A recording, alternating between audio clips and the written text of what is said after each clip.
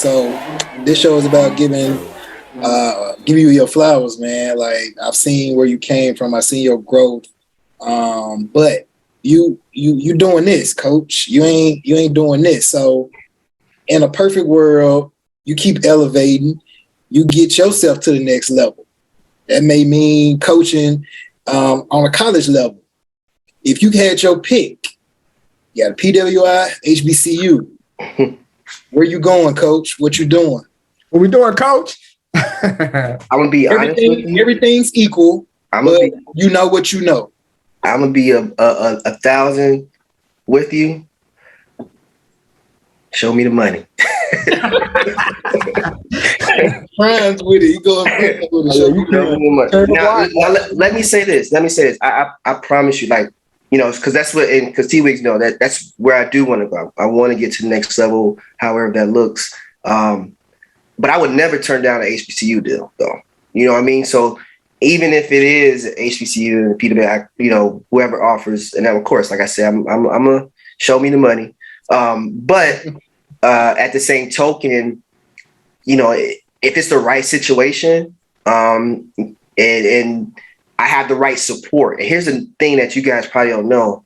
Like, you have to have the support of your athletic director in the school to be able to be successful. You know what I mean? Like, to be battling with your ADs or your, like, because first of all, you got to go through them for money, right? You got to get recruits. So,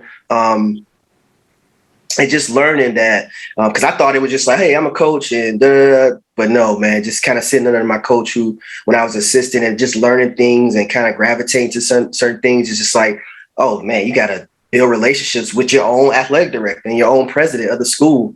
So, you know, it's all about the right situation. And if the right situation at HBCU over PWI, I'm going with that, regardless of the money. Because if I don't have no support, and let's say, you know, I mentioned University of Maryland, decides, hey, I want to bring you on, but, you know, you got to find it out by yourself. And TSU would say, hey, we got this for you. This is your budget. This is what, you know, they already got it down packed. I'm going with TSU.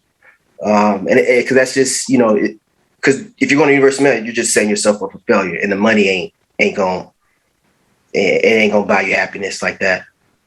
Yeah, we've seen, you know, football players going to HBCUs. We heard like the one basketball player went to Howard. I know it didn't turn out like everybody thought it would be. He got drafted, but second round, but not as high as people thought. So, like, what do you think is going to be the turning point to have now these high profile basketball players go to HBCUs instead of PWIs? I think it started, you know what I mean? And it's quiet as kept. You know, you see, you know, Mercy go, you know, he went to Percy Miller, excuse me, Master P son. You know, and that didn't work out. But, you know, they are starting to, I think the wave is starting to come. And I think the more that some of these high class players, you know, just say, hey, my talent is my talent, because you see the football players are doing it. My talent is my talent, then that's where I'm going to go. And I think the more and more we do it, and as coaches, hey, look, you ain't got no D1 offers right now. And it's okay to tell your players that, like, you're not a D1 kid, you know what I mean? And I tell my kids, and they know me, you're not there right now. You're just not there. And I'm not going to lie to you. I'm not going to say, yeah, no, you're not. You're not a D1 player. You're not a D2 player. You know, so just go ahead and get what you can and build on it, because you still, you know, you have the access to transfer now. You could transfer your time. You could take, you know, now you can red shirt, gray shirt whenever you want to, and all that other stuff. So, you know, and one thing I've noticed is that us as parents, we gotta tell our kids that, dude, you ain't that. And we don't do that enough. Stop giving awards to the whole team. You get an award. Nah, just be true, man. Just be true, be honest, and, you know, be can, but, you know, be respectful at the same time. I always say, kick him in the butt, pat him on the back at the same time. What is the best homecoming? So if you had to go one place, one weekend for homecoming, where would that be? Man, I've been to some homecomings. TSU, man. TSU, man. TSU. I will say I've been to North Carolina A&T. I've been to some, some good, but TSU is by far the best home. And I'm not saying because I'm an alumni, but it's fun, man. From sun up to sundown, it's fun, man. Every day. TSU. Tennessee State, not Texas. Tennessee State University. My Texas Southern, yeah. My coach, rapid fires, man. For me, we were on the same age. So curious to hear who your top 5 all time players in order. Ooh, in order. Ooh. Yeah, put the pressure on in order. Okay. You going. So this is my players and who your personal. It could be dudes you played in high school with that nobody know about, but he the truth. I did play. Lou Will was in my conference. Lou Will, that boy was good. He dunked on our center his freshman year. It was pretty bad. And he averaged like 33 that year. But anyway, but he was cold. Him and Josh Smith it was on my same AAU circuit. But anyway, top 5. Okay, first Michael Jordan. Okay. I mean that's inevitable. Kobe would be second. Kobe is my dude. Third. Whew. Too long. No, Akeem Olajuwon. I used to look at his footwork when I was younger. He was nice. Akeem Olajuwon would be my third. And I'm not big on scoring and all that other stuff. I know, fourth, because he's true to I had his number. I tried to mock him. Dwayne Wade. True. I used to watch him in Marquette get buckets. I like he gonna be that man. And he represent Miami. You know what I mean? He got all the championships in Miami, so that's just a homebred. Hey, county. Yep. So lastly, fifth. Man, LeBron ain't even in that James. Man, I was waiting. I was waiting for LeBron. I ain't even let him get it out. I'm like, damn, LeBron ain't in there. Damn, all right. Fifth. No big man, one big man. Allen Iverson, man. Ooh.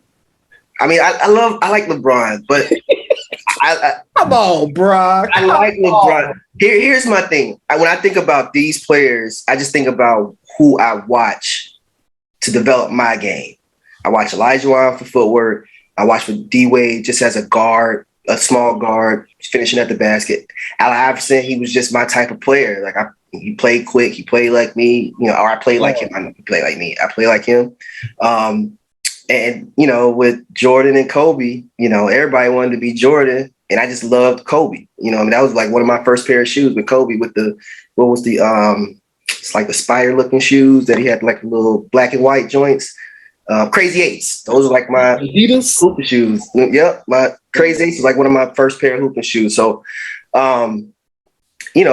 those are just more so of who I watched. I mean, LeBron's cool. He came to my mind. Me. I ain't no LeBron fan like that. Yeah, that's why he ain't in there, bro. That's why he ain't in there. I ain't I can't believe a coach who won a championship ain't gonna put LeBron on his top 3, never less top 5. Man, what are we doing here? I mean, so he'll be my 6, but I just don't. Bron just wasn't. He from Ohio, bro. He from Cincinnati. So okay. I knew it was something. It had to be somebody. I thought he owed him money or something like that. Oh no! So you know about LeBron's story, then, do you? Yeah. So look, I had the opportunity. It was a Bob Huggins Classic. Had the opportunity to share the same court with LeBron. You know what I'm saying? Like, we didn't know who he was. He was just a big old dude with a beard. He was a freshman. I was a senior. I ain't guard him or nothing, but you know what I'm saying? I was on the court for about 15 seconds with LeBron, and he dunked on one of us. Said, "Boy," and they got me out though. Like I was, you know what I'm saying? I was one of the worst ones on the court. But my claim to fame is that I shared the court with LeBron James, man. Oh man, he told me freshman year, he was like, "Bro, you heard about LeBron James?" I'm like, "Who?" I know all the Memphis Hoopers. You know what I'm saying? I'm like, all them going to the league. Like, what you talking about? He like, nah, bro, LeBron James. So he was probably in the 9th grade or something, then 10th grade, maybe, I think 9th grade.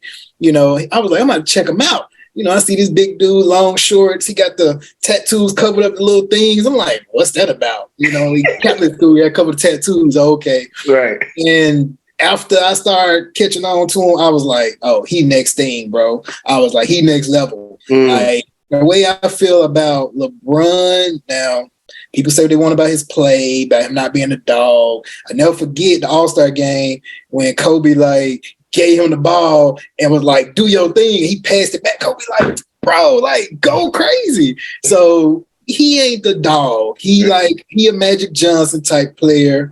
He like passing the ball. He like seeing others finish, which is why he always need people around him to be great, because he gonna pass the ball. He gonna, you know, so but I'm just like, he ain't that kind of player. When we try to put him in the category with Jordan, Kobe, they was different. You know, AI different. You know what I'm saying? Oh, no, we ain't gonna do that. I mean, he did score 37 in a row. You know what I'm saying? When he was with Cleveland against Detroit. Look, 37 in a row. I mean, who does that, bro? 37 in a row? Man, come on, man. Put some respect on his name, bro. I will say this year is looking very Washington Wizardess. Because of Westbrook. Jordan. Look, blame it on Westbrook. You know, because, you know, Jordan last year, he averaged about 22, 21 at 40. He was still averaging about 40, but nobody knew because it was the Washington Wizards.